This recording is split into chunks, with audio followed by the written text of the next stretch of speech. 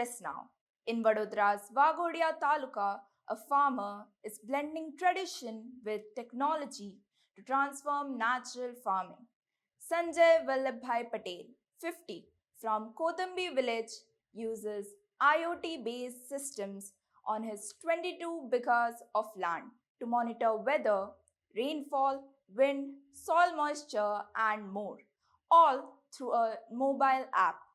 After leaving his job in the shipping industry due to health issues, Patel turned to cow based natural farming in 2019 and joined the government's Atma project in 2020.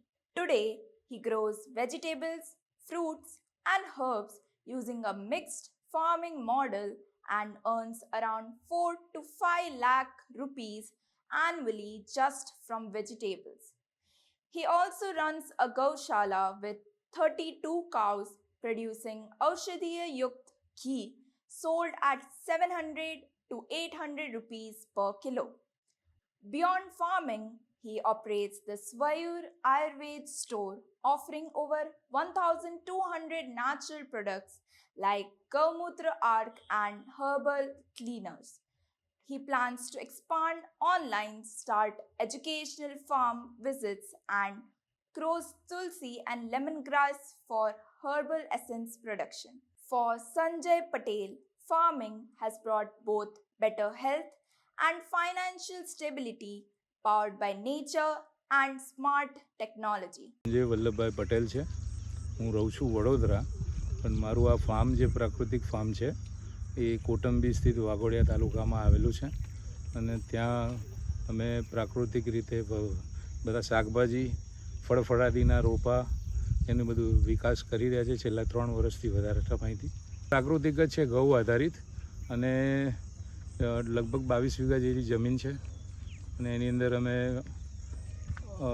IoT based ઉપકરણો વાપરીને જમીનનો ભેજ, પાંદડા ઉપરનો ભેજ, કયું ફર્ટિગેશનમાં કઈ વસ્તુ રોગ જીવાત છે કે નહીં એની જાણકારી અમને એ મશીન દ્વારા મળે છે અને પ્રાકૃતિક રીતે અમે એનો ઉપચાર કરીએ છીએ અને આવી રીતે ખેતી કરીએ છીએ. એવું છે કે ગઈ સાલ અમે ડુંગળી કરી હતી અને એ ડુંગળીનું એવું કહી શકાય કે એસિડિક લેવલ બહુ ઘણું ઓછું હતું અને એ ડુંગળીનો ભાવ પણ અમને વધારે મળ્યો ગઈ સાલ.